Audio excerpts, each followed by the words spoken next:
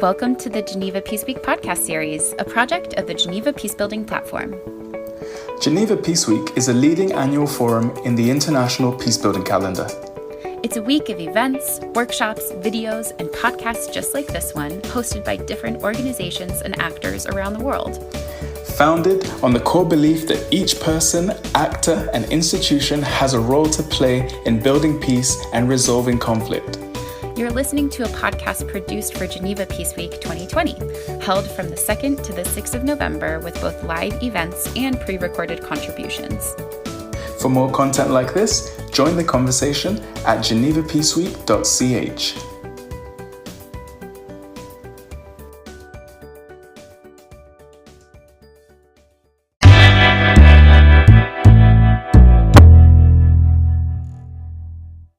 Hi, I'm Nienke van Bezooijen from the Netherlands, and I will bring a podcast for the Geneva Peace Week because I was drawn into the subject of this year, the topic, saying the rebuilding trust after disruption, the pathway to reset international cooperation is near and dear to my heart. My theme, what I'm really passionate about, is listening to peace. In my professional life, I'm an international speaker coach. I work with thought leaders and change makers. And one of my stands is just to provide the world with a voice. And I can add upon that, being a voice for peace. So that's why I'm here, and that's why I'm bringing you this podcast. I'm one of the leaders within the Global Institute for Evolving Women, GIFU, to shorten the whole thing up. And I wanted to bring first a workshop, what I turned into a podcast, saying the key for rebalancing after disruption start with listening. I've been working in the field of peace for a couple of years now, and I'm an initiator for the Global Impact Platform on Peace and Consciousness within the Global Institute for Evolving Women. I've been collaborating closely with an awesome woman called Scilla El Worthy, who was 3 times nominated for the Nobel Peace Prize. She wrote a book, Business Plan for Peace. I've been in her year program and we collaborate closely together. And the good thing of not having a live workshop in Geneva, but being able to create a podcast is to bring more speakers on and bring them on. So I bring on into this podcast 2 great women who really can make a difference in practical solutions in listening as a contribution for peace. The first one I will bring on is Kawtar El Alaoui, based from Morocco, but also being in India and now living in Canada. And the second one is Scilla El Worthy, who was more than happy to collaborate with me. What I do in this podcast is bringing listening into 3 areas, 3 ecologies. So as my dear friend Sandra Epstein from Brazil, from the Aramata company is saying, 3 ecologies. And the 3 ecologies based on how the diversity of the nature in the Brazilian Atlantic rainforest is built. It's a very poor soil, but the highest diversity above that in nature and how plants are growing. Collaborating with one another. And I think that's the key, how we can collaborate, the cooperation together and contribution to peace. So the 3 ecologies, just to name them very shortly, is the first ecology is who are you with yourself? Who are you listening to yourself? Because you have to know yourself because you can hear others. The second ecology is who are you in listening with others? How are you influenced?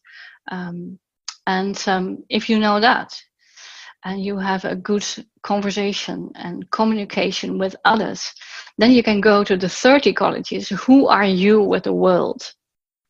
So if you have a big mission like creating peace, it's very good to listen to the signals. And that's what all the Geneva Peace Conference is about, having all these different topics, how you can really listen to what's going on and how you can contribute in very practical ways. Kawtar El Alaoui will cover how you can listen to yourself. I will cover how you can listen to others, and Scilla El Worthy will cover how you can listen to the world. I really hope you enjoy the podcast as much as we had in creating it for you. We will create also a document where the whole podcast will be transcribed and translated in as many languages as possible, so you can use it in your own language as well. Thank you for being with us, and have fun in listening.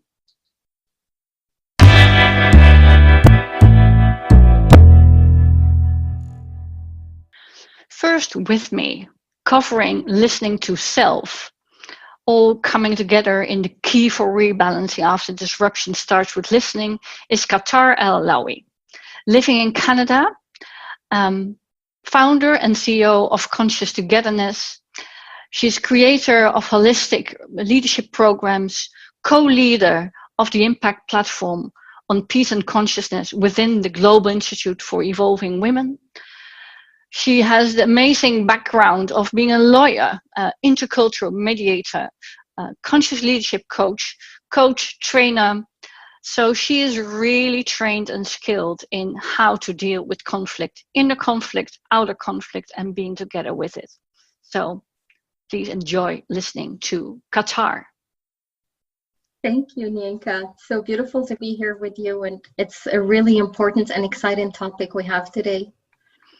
Yes, I would like to dive in straight away with you, because for me, you are a real expert. In a period in my life when I was really struggling, how I had to deal with the real me, you coached me through. And I know you have been working with the True Purpose Institute. You've been working globally in India and Canada, everywhere. But you helped me tremendously, and that's why I picked you to cover this topic. And if we look in the relationship we have with ourselves, according to peace, and we see the key to rebuilding trust in the field of peace after disruption is listening. I was very convinced listening to self is the first step to take. So what is your perspective around this? Yeah. Well, I totally agree with you. I mean, I think the way you describe it and from experience is absolutely correct. Listening to self, we have this tendency, as we know, to think that everything happens outside of ourselves and that events happen to us and conflicts happen to us. But what I've come to find through my own life and in my coaching practice is that we're actually the source of it all. That's an interesting thing. Is that part of just developing our own truth as being the only truth that's counted at a certain point? Absolutely. We are programmed to find what's right and what's wrong and to diagnose problems from the mind. And when we shift that paradigm to starting to see that what we believe to be true and what we feel is only one perspective, rather than the only perspective, it really reconnects us with ourselves, and it puts the power back in our hands to shift outcomes in a very, very powerful way. That's an interesting one, because what I see a lot, particularly in peace building and listening to one another, is the opinions of others are a big influence. So it requires really some certain steps to get to listen to ourselves. And when I look into my own life, and even also the books around what I wrote about it, we are so influenced by our parents, our teachers, our spouses, even in a later life. What creates a truth? How do you filter that? What's yours and what's others? Yeah, well, I would say that takes time and practice. Mm-hmm. It really, I thought so. Absolutely, it really does. And the first step is to recognize that there is this blending of opinions that I have between me and the outside world. because we usually don't even recognize that. We just take it as truth. And so it usually happens when we have an event that shakes us in life. And what we used to believe was true didn't work anymore. And usually those triggers can be an illness. They can be what we perceive as a failure, something that really shakes us internally. I like that you say trigger, because I think our audience might recognize being triggered by something. And a trigger, I know, triggers a emotional response. It's influencing our thinking, our thoughts. So triggers is an important one just to make shift happen, isn't it? Yes, absolutely. Yes. It triggers, and especially because every action we take in life is to meet a need. And so when our needs are unmet is when we have a strong emotion. And that's what actually brings us back within, when we realize that I'm feeling a strong emotional response because I have an unmet need, not because someone did something or I need something to change outside of myself. That's an interesting one. If we look at the nonviolent communication, for example, that's also exactly where it really makes a difference to what's really going on in an emotion and what's a trigger around it, and what's a true emotion, what's from you, and how do you respond in just putting it to someone else. So great. So go on. Yeah, absolutely. Well, and I also love what you said. How do you respond? Because that's what this is all about. It's about shifting from a reaction to response, right? Yeah.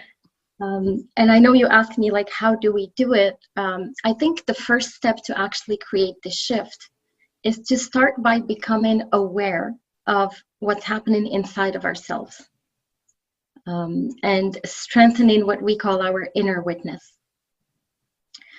And there are many ways to do that. One of them could be meditation.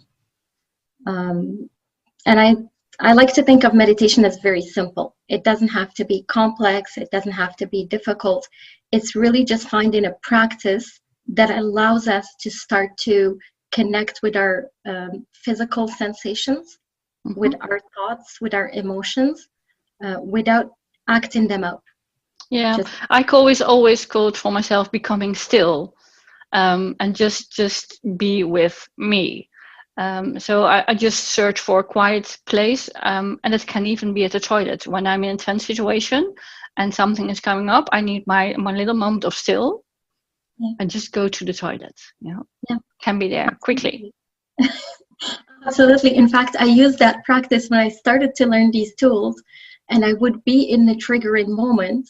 And I wouldn't be able to step back from the emotion. I actually used that. I would go to the bathroom for a few minutes, breathe, and really just reconnect with myself. And so, yeah, that is definitely our gateway into a different way of being. Yeah, that's opening the door to self, isn't it? Absolutely. Okay, and then we open the door, and then what happens? Well, usually a lot of things rush up to the surface when we start opening the door. Oh, yes. Because we have spent a lifetime at this point trying to shut out emotion, trying to not feel it. And so we really get to know, we hear the stories that we have stored within ourselves about what doesn't work for us, about all the triggers that we talked about. And so that shows up really in the form of when we have an event that triggers us, we feel the pain, whether it's physical, whether it's emotional, and then we start to look at what is this pain telling me? What is the story of this pain? What is the feeling? We name, what am I feeling in this moment? What is the unmet need? And I can say, in our culture, it's not very common to even go to feelings, talk about feelings, be with feelings.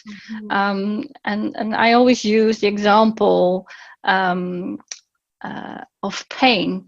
And if you look in the medical world, we have painkillers. What on earth are you killing? What are you feeling? No? Absolutely.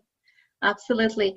And for me, this was a huge challenge because, as you know, I was trained as a lawyer in the beginning of my career. And as lawyers, we are trained not to allow our feelings to show.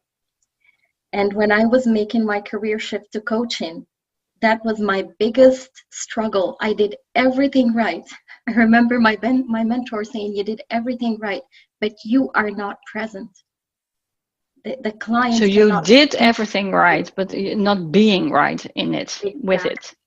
Exactly. Mm-hmm. And that was a huge breakthrough for me about the difference that the impact of not being there, even if we're saying and doing the right things, can have. I get it. So the doors are open, the flood is coming in, and we are with our feelings. What is a way to handle that all? Yeah. Well, the way to handle it all is really to build the muscle, to have the patience with the process, and to learn really, just like I said, to identify what is the feeling, what is the need. It's recognizing that feelings are messengers, and the idea is not to get stuck with them, but to hear what they have to tell us. Oh, I like that. Listen to your feelings, what they have to tell you.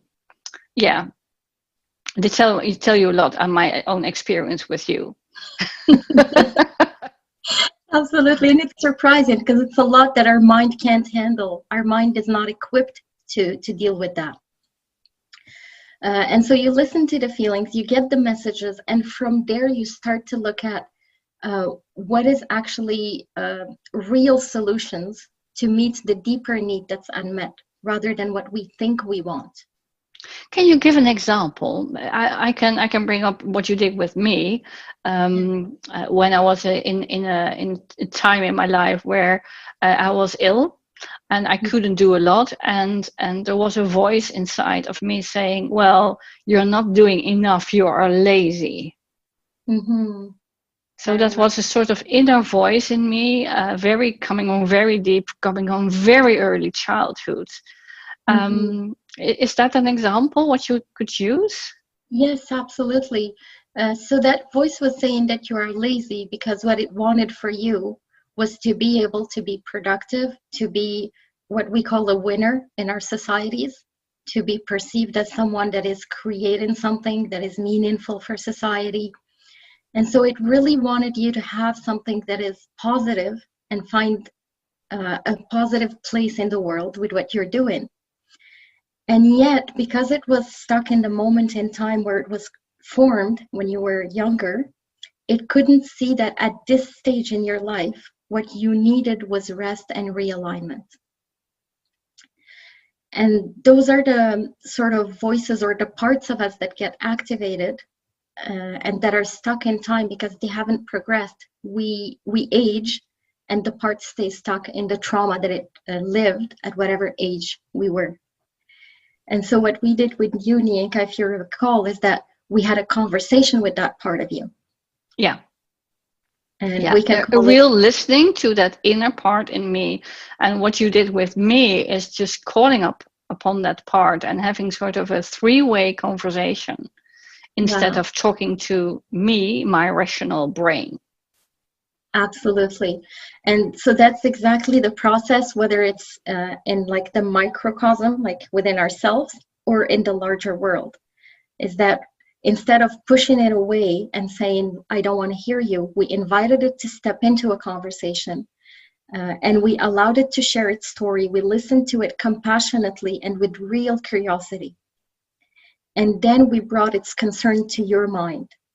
And from a mind space and a heart space, you were able to see it differently, and you created a collaboration with that part. Yeah, that's right.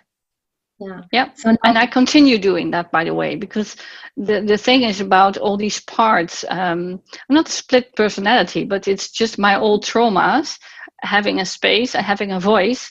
So although I can say I'm in a good relationship now with my inner parts, I can go there quickly and see when they speak up to go to their needs.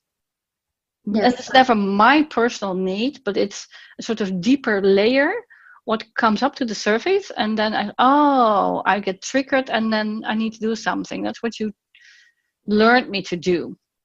Yeah, absolutely. And that's what I've had to do myself with having had to work through a lot of trauma.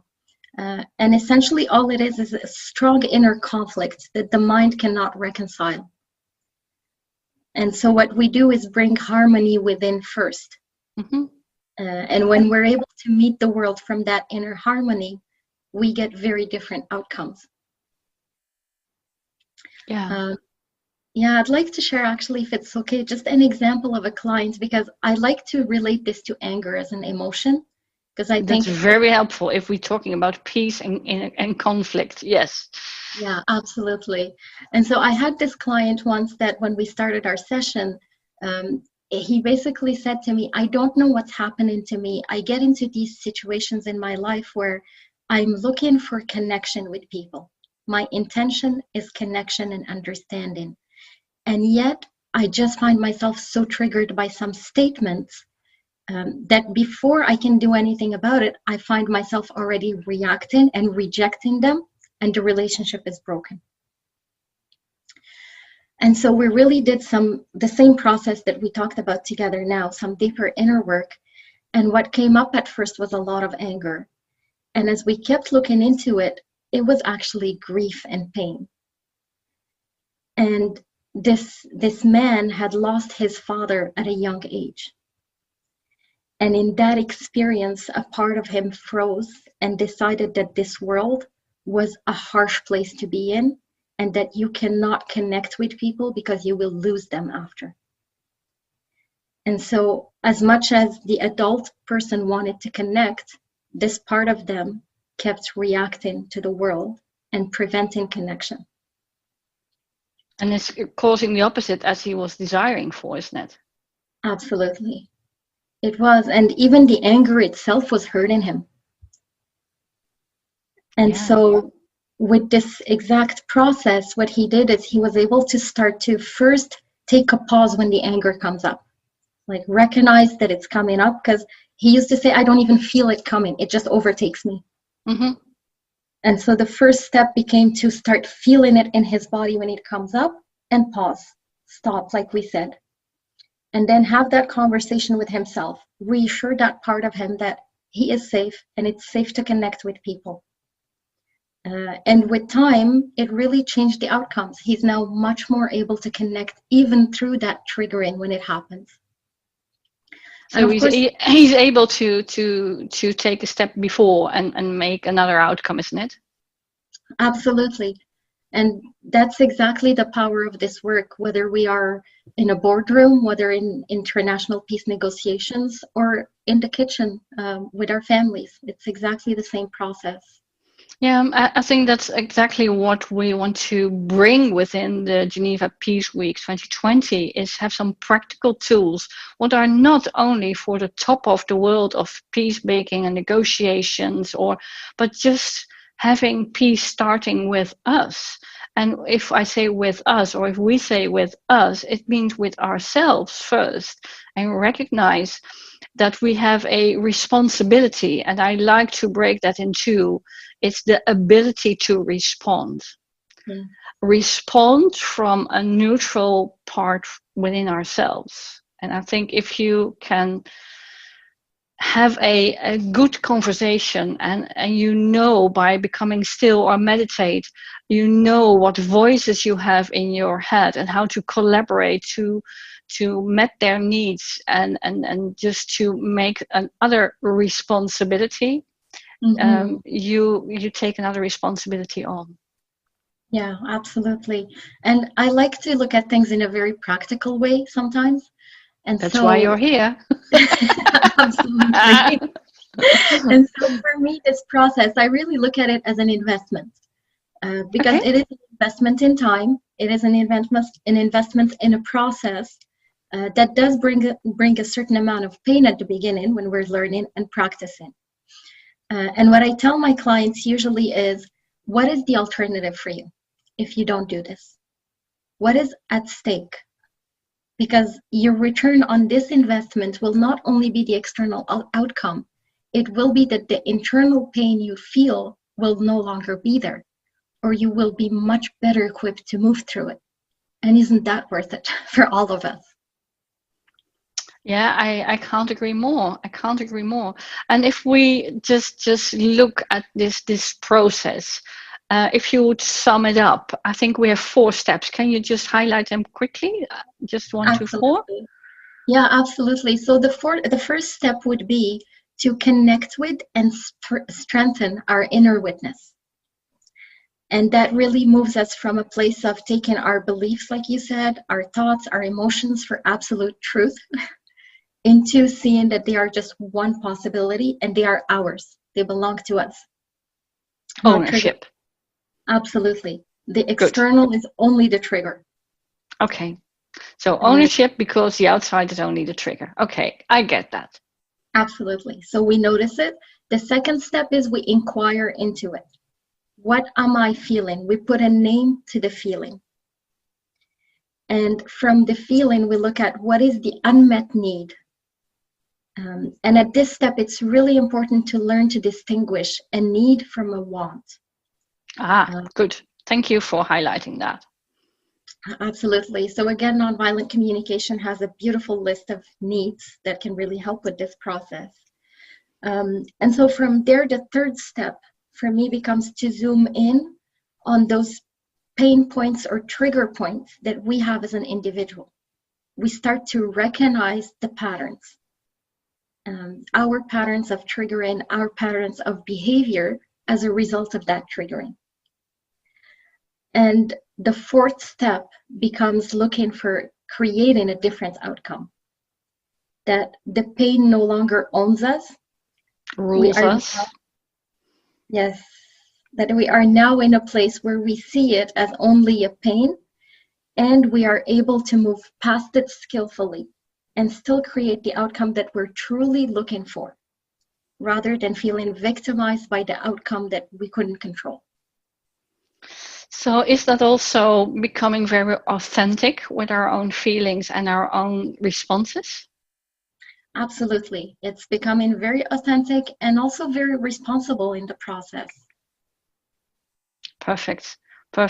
So how would the world look like if everybody listening here to the podcast of the Geneva Peace Week, how would the world look like if we were all able to cover this first ecology, as I call it, and just have a good relationship with ourselves? What would make a shift into the world in listening?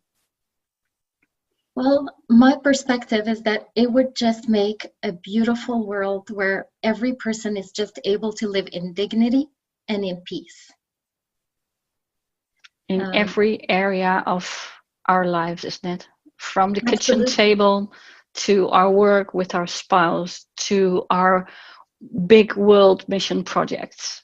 Absolutely. And what I can say for sure that I have seen as a pattern with my clients and again with myself is that the more we do this, the more we are able to get through things like illness and reverse them, the more we are able to connect with what's really important and stop the overconsumption.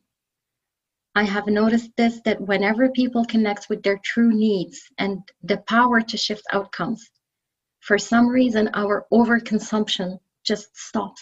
There is a simplicity that we connect with. I think it's an overconsumption in all. It's an overconsumption in thinking as well.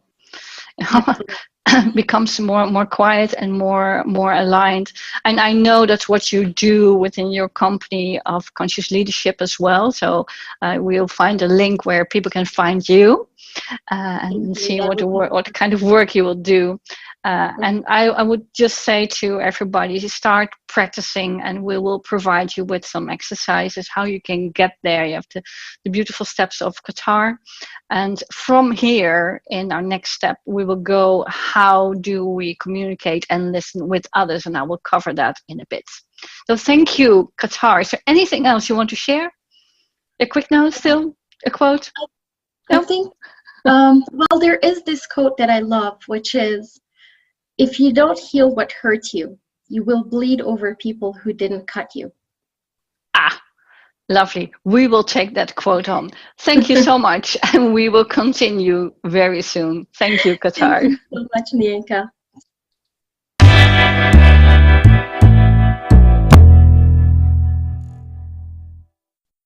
The second part of the key for rebalancing after disruption starts with listening.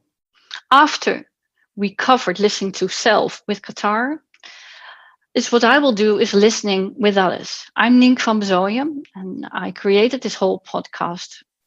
And what's awesome about listening with others is if you know yourself, listening with others becomes easier.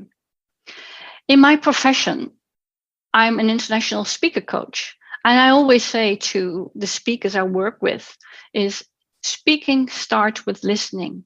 Because how does your audience sound? Do you know your audience? Do you know what you can do for them? Because speaking is never about you. It's what you can do for the other, in my perspective. So I created my own speaker method called EASE.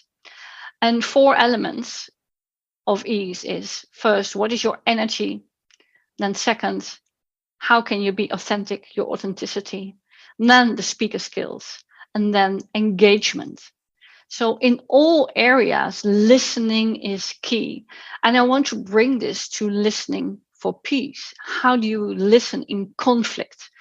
So what Kawtar already covered is if you know what are your triggers, you can bring the curiosity to listening to others and recognize their patterns. And if you can recognize patterns of others, it's so much easier to be with them and to listen. What I always say, to listen with clean filters. And you can only have clean filters if you know yourself. Some of us are really driven in the field of building peace and having a real perspective of the world and having all the focus on what's going on in the world. But how do you listen to the signals of others? That's important here. When I work with my people, I always highlight a method, what I didn't develop myself, but what Bernice McCarthy developed in how students can learn best. And because within the Geneva Peace Week, we really aim to be very, very practical, I want to cover what Bernice discovered in her way, how people receive information. And I think that's an important key, how we can listen to others, because if we can recognize patterns, it's easier. So Bernice discovered that there are 4 ways how people receive your information, how they digest your information. And she has 4 categories. So the first category is the why people. They're why wired. So you can recognize them in an audience, for example, always raising the question or having questions around, why should I listen to you? So if you can cover the topic, what you want to speak about, and make it resonate for them by explaining why it is important for them, why is it important for them now, why is the topic just generally important, and why are you the one who can speak about, the why wired people are with you. In the Western world, particularly in America, but also in, for example, my own country, the Netherlands, the why people are a majority. So if you cover the why for them, you have them on the same page with you. Then there is another group, and they're more detail oriented. So you can recognize them by the questions, yes, but what exactly? So you have to give them figures, facts, really the detail, the nitty gritty, without losing yourself in it. So what I always love in the area of peace building and women is the fact what Scilla El Worthy uses a lot. what comes from a study from the United Nations is when women are involved at peace negotiations and there is really a result and we have an agreement there, it lasts 15 years longer than it's when it's only created by men.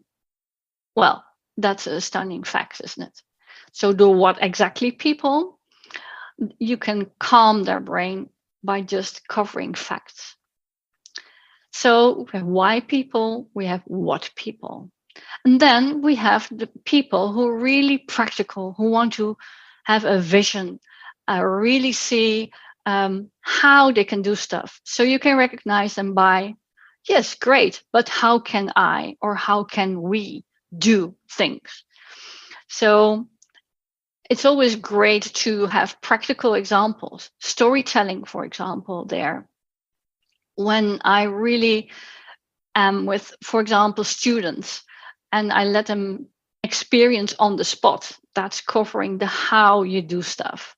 In peace building, I will cover later on how to listen. So the how do I do this wired people can be calmed down. What I always see is a last group that's mostly a forgotten group. And if you are a trainer or a coach or a public speaker, or even if you have kids, this group will be getting your attention because they always raise a question early. And you can recognize them by raising the question, yes, but what if? So I call them the what ifers. They are fast thinkers and they always are future oriented. They get it, the why. They get the what. They don't care so much. How? That's great. Okay, that's for the doers. But what if they will do something? They want to see how it can land with them. They are really structured in seeing a strategy. So it's great to give them a future perspective. So in this case, I can say, if you listen to this podcast, you will get hands-on tools, how you can move on in having listening integrated in your daily life at the kitchen table, with your spouse and family, with your co-workers, but also how you can deal in conflict situations and peace-bringing conversations framed by listening first. So that's a future perspective, what I can give you in this podcast. So that's great if you know there are different types of audiences and you can come from a neutral place because you know yourself, you know your own triggers, then it's great to be aware of these 4 kinds of audiences. Then you will get them everywhere. Even when you have written material, it's always there. I tested it out for many, many years and it works. So even if you frame a pitch or an elevator pitch or a statement you want to make for a group of people and you want them with you, just cover the why, the what, the how, and what if. Just give it a shot. It's very practical. And I can guarantee you have another result than just covering a few areas. So that's one really practical element, what I wanted to highlight. Something else in listening and really a practical skill, what a live audience, I want to bring it to you too. Because so often we fill in how we listen, what we are taught by our parents, our co-workers, our teachers, just what life or biography told us how to respond. And I think it's great to be aware of the response ability. So your own ability to give your self-owned response without any judgment for any circumstances around. So how do you do that? Well, it's a really good exercise just to ask for a space where you can share safely with one another what's going on. So what I did in the workplace, I remember a team member just giving me a message on WhatsApp, what really impacted the whole team. And although I could understand why she really responded that way, I didn't agree and I didn't leave it. So I asked for a conversation. So in a way that it's really safe, and I come from a space where I can speak with compassion and truth and without being carried away. So I like my own 3 pillars. It's compassion, wisdom, and trust. So in this environment, I was able to say, okay, let's have a conversation. And I can share honestly how your decision is impacting me, how it's impacting others, because she wasn't aware. And then from there, she was able to speak. So the way I frame this is creating space without interruption. It's an exercise what I will share also in a written format, so you can train yourself. Some areas you can have the talking stick, where the one who's speaking is speaking and no one interrupts. And when the speaking is done, the speaker will say, okay, and this is it. I'm done. And then others are able to respond. But the way we respond has very much subtleties to it. Because if you see in your own response, are you nodding? Are you encouraging? Are you disagreeing? How do you frown or smile when someone is sharing? It's encouraging in the speaking, but it's also influencing how the person is speaking. So I did often an exercise where person 1 is invited to speak and person B is not responding, is stonewalling, deliberately not to influence speaking from the heart. And I can say it's really hard just to speak with someone who is stonewalling and to be the one who's stonewalling, in my case, myself. And then reflect back when person 1 has spoken, to reflect back what you honestly have heard. So person 1 can be checking without interruption again, without explanation, what is received by person B. And that can be something totally different from what you had in mind of sharing, because person B was really listening without encouragement for you. It's great to flip and then take the other turn. So person B starts to talk and person A is stonewalling. It's crucial to see, if you also look at the nonviolent communication, or really getting to all kind of conscious listening, to get out of your own judgment, to your own framed thinking. It's important to let go of that. And as soon as you really very actively participate in a conversation, it's easier to get the boxes of involvement of other areas from you in there too. So listening with clean filters is listening without your own frameworks and your own boxes, is recognizing the pattern of thinking of others. It's listening with pure curiosity, no judgment, pure curiosity for the other. And only if you know yourself and you can be really curious without your own framework for the others, then you have your real, true listening. And that's listening with others. So I will leave it to this, covering the second ecology, how are you with others?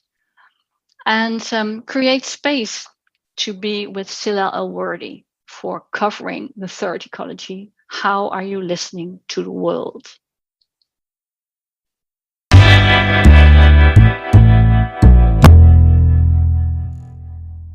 And I don't know anyone else who can be more advanced, experienced in doing this as Dr. Scilla El Worthy. And I'm delighted she was really willing to collaborate on this podcast, to be a voice of how do you listen to the world. So who is Dr. Scilla El Worthy? Well, she's the one who turns vision into action, 3 times nominated for the Nobel Peace Prize for developing an effective dialogue between nuclear weapons policymakers worldwide and their critics within the Oxford Research Group founded in 1982. She was an advisor to Archbishop Tutu and Sir Richard Branson in setting up the Elders. She wrote awesome books that I highly can recommend, like The Business Plan for Peace, but also Pioneering the Possible, and her latest one, It's the Mighty Heart, all full of what we do here in the Geneva Peace Week, practical tools to make things happen. And well, if you haven't been one of the 1.4 million people who watch her TED Talk about nonviolence, just go there and find it. Enjoy being with Dr. Scilla El Worthy. Welcome, Scilla. Happy to be here with you, Nienke. So we have been working together for a couple of years now in the Business Plan for Peace program, and we stayed in touch. And what impressed me most in the time we spent together is your global experience in how to listen to what the world is telling us, and how you interacted and how you worked in peace negotiations globally. And your key thing is listening. That's what I got. Is that right? Absolutely. And I think we're in the midst of a big lesson from the planet, if you like, and that is the pandemic. And I think it's very important that we listen to the messages of the pandemic instead of simply resisting it. In my view, nature has tried to give us very strong messages about what we're doing to the planet, and we have not listened.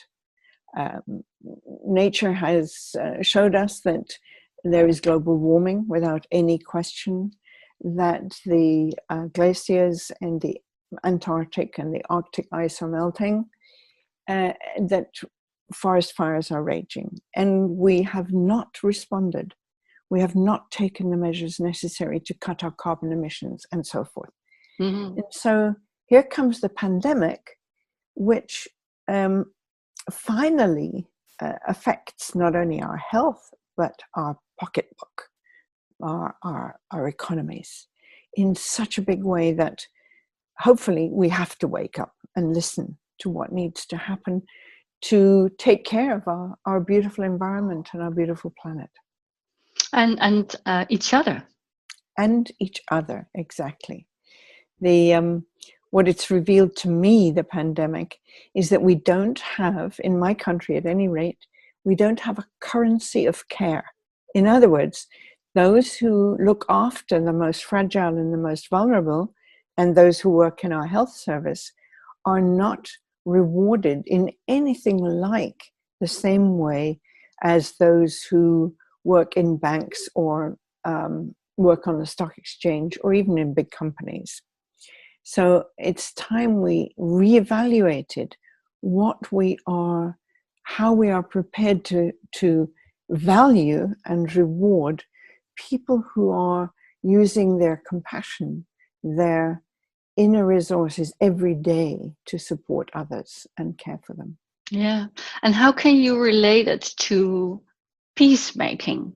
Because it's rewarding, but it's also having an eye and attention on others. And I think in what you did in the peace negotiation on nuclear disarmament, you worked with very different people with different opinions.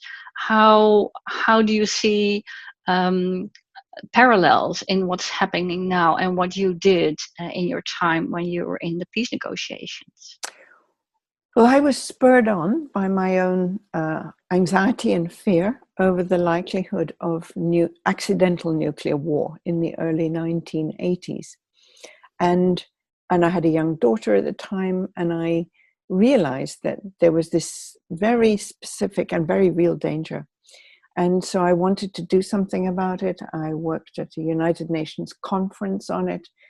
Nothing happened there, no agreement was made.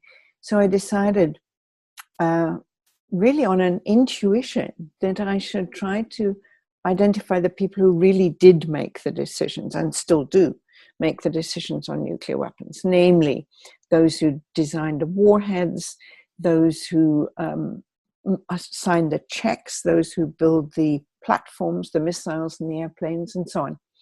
And we published a book. I set up a research group to do this and published a book which explained for the first time ever how the whole system worked. And then I thought we must try to get these people together because they don't know each other. So we invited, for example, a warhead designer from Los Alamos in the States to meet his counterpart from the then Soviet Union. We took delegations to China at their invitation. They came back to London and Oxford at our invitation. But the key was to make an environment where people could relax. So all the meetings happened under the radar. You never heard about them. No press anywhere near, no communiques, even no official lists of who was there. So people could turn up by invitation at very old manor house near Oxford and walk into a very friendly, unofficial environment. Take off their jackets. We put wildflowers by their beds and home-baked cookies to make them feel at home. Awesome. And in the meeting room, there were no desks. Nobody had a name tag. We sat in a circle. We invited silence at the beginning of the meetings and in the middle if things got at all heated. And we asked people to listen, to really deeply listen to one another. I didn't know then, this was 20 years ago, this was much more than 20, this was 30 years ago. 30 years ago, yeah. And I didn't know then what I know now, that the more we can listen to another person so carefully, give them our full attention, that they feel, especially if we can repeat back to them, not just what they said, but the feelings behind what they said. That is the greatest compliment we can pay to anybody. And they feel very relaxed when they feel fully heard. I think that's the key. I think that's the key. Feeling heard. I think, and just to pause you a bit, I hear two things. I hear feelings and being heard. And if I think in the real United Nations or other official, just look at Kim Jong-un and Donald Trump. Maybe there's a feeling heard, but it's talking about feelings is such far away if we look from a distance. How do you get them there? You mean how do you get people into the room? Into listening and to express their feelings in that environment? Well, it takes a long time, actually. It takes the building of trust. And some people, particularly very senior military men, understood this and were willing to come to several meetings. So they learned a little bit about the skill of doing this. And particularly when it came to listening to Chinese generals in the Chinese army, who are used to making what we would call a rant, selling their point of view, which is just comes out as if by rote, by learning. And that proved really difficult. And I had to ask the second head of the whole Chinese army, that's 4 million men and women, I had to ask him if he would be willing, because he was giving this long speech, to pause for a moment and hear a question from somebody on our side of the table. We were on different sides of the table. And he looked infuriated. He went red in the face and started to gesticulate. And I thought, oh my goodness, I've caused an international incident.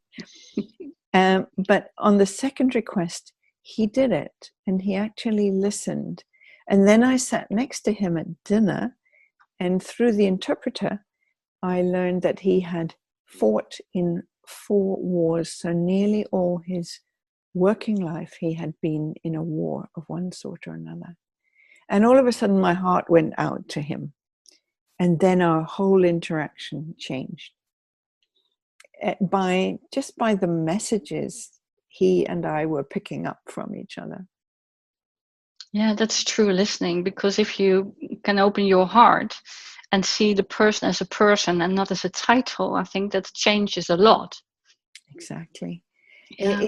It was formidable with these very self-confident, very successful, mostly men.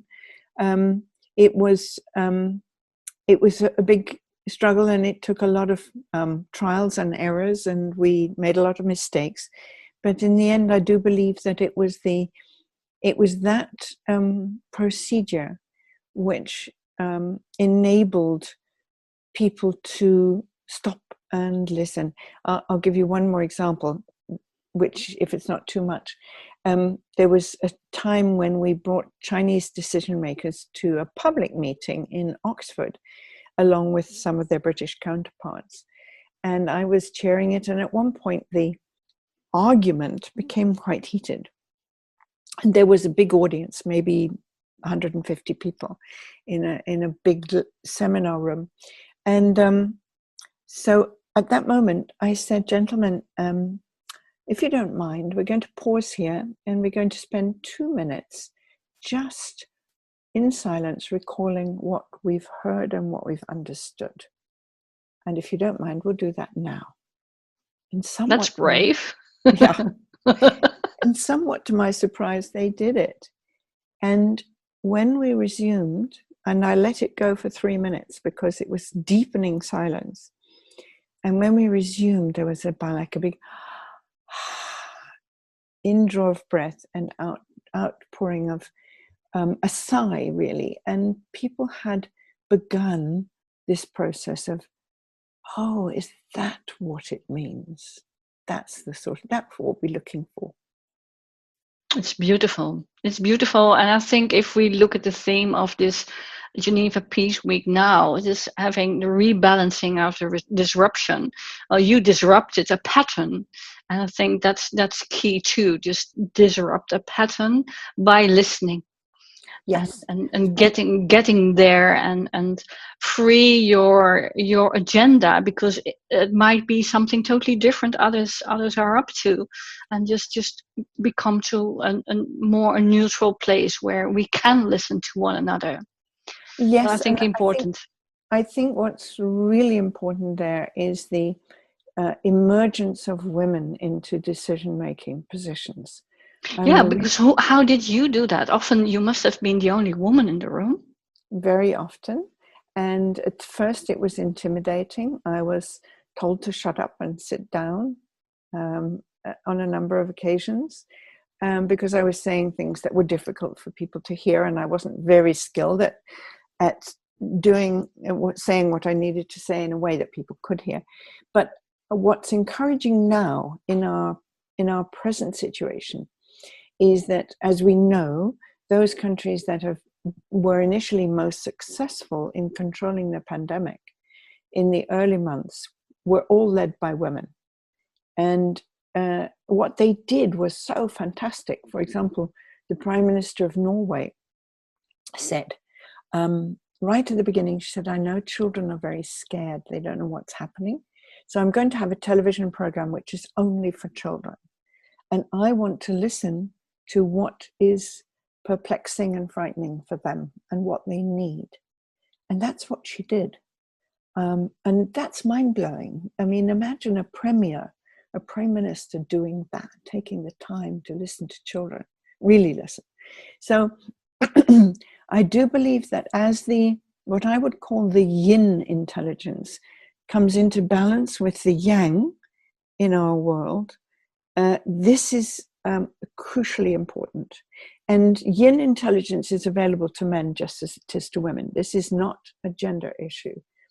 But it means that deep listening, compassion, collaboration, interconnectedness, all these qualities that we need to bring into the world now can emerge through yin intelligence. Yeah, yes, for sure.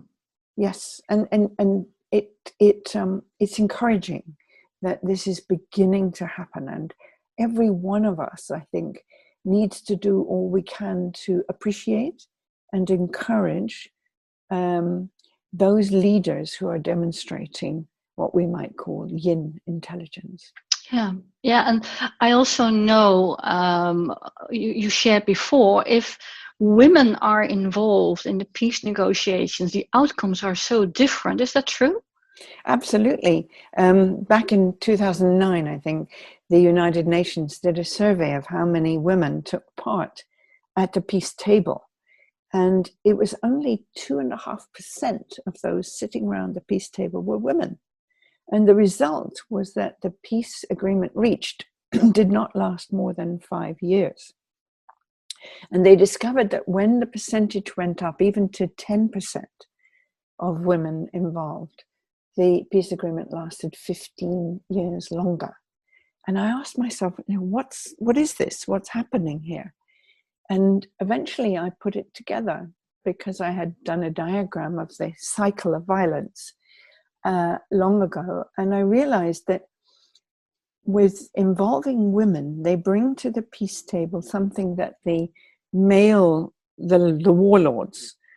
don't. The warlords are interested in what they can get in terms of territory, votes, money, position, importance, power.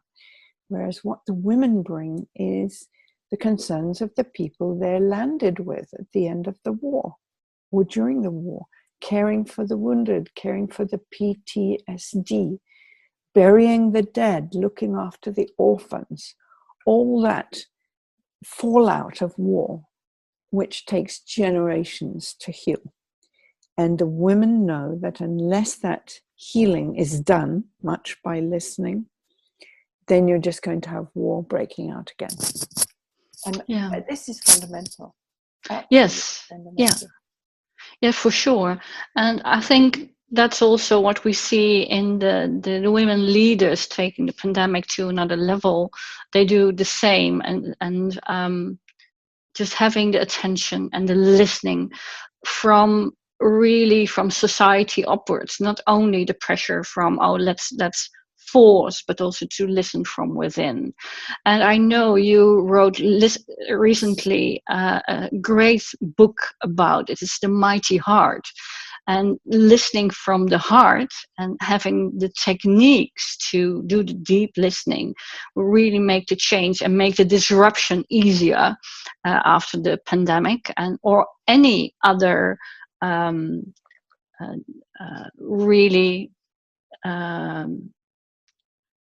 a really trending thing of war. So it's not only a pandemic, but we need to break patterns by listening. So can you give a little hint what's in The Mighty Heart? Oh, I'd be delighted.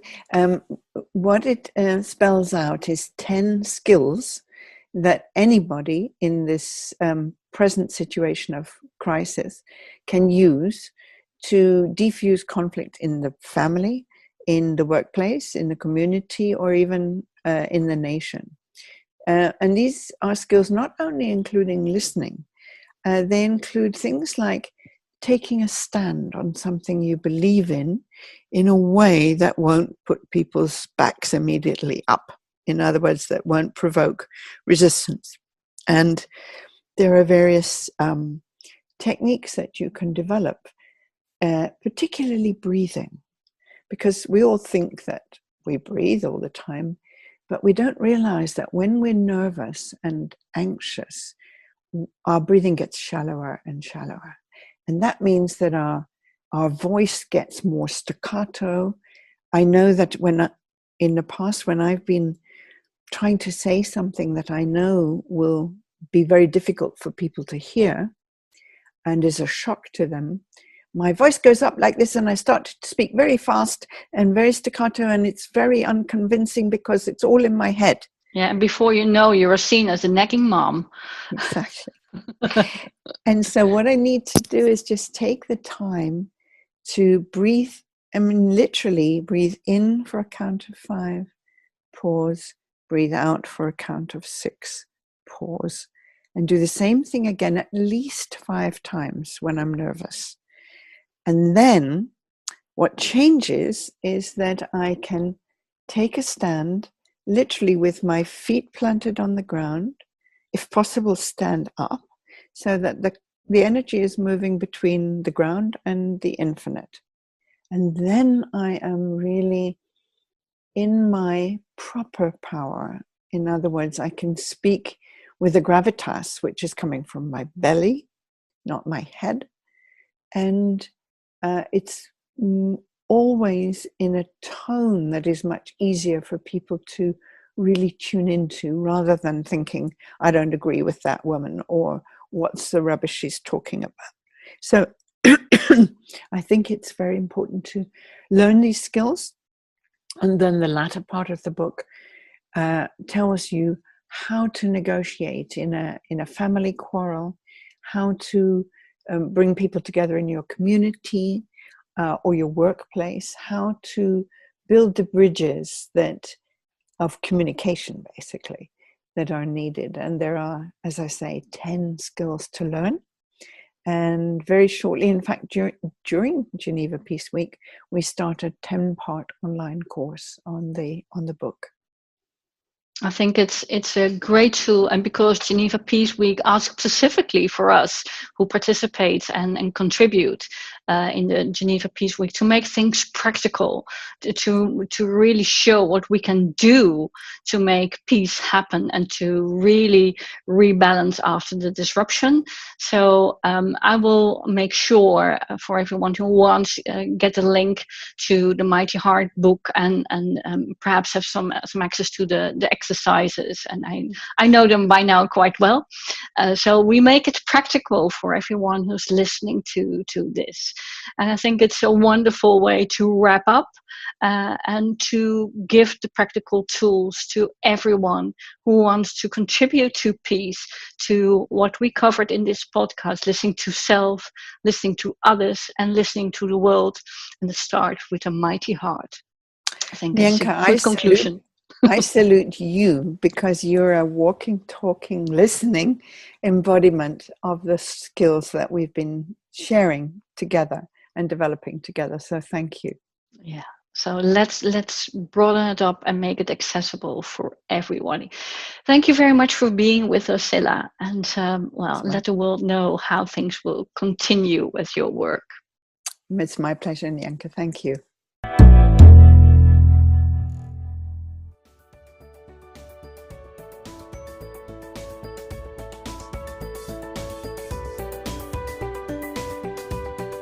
Thanks for joining us for this installment of the Geneva Peace Week podcast series. Don't forget to subscribe, rate the podcast, and leave a review about something you learned. You can also visit our website to continue the conversation with the makers of this episode. Or join us on Twitter, Instagram, or Facebook at Geneva Peace Week. Above all, thank you for being here, and we hope you'll join us again for another episode.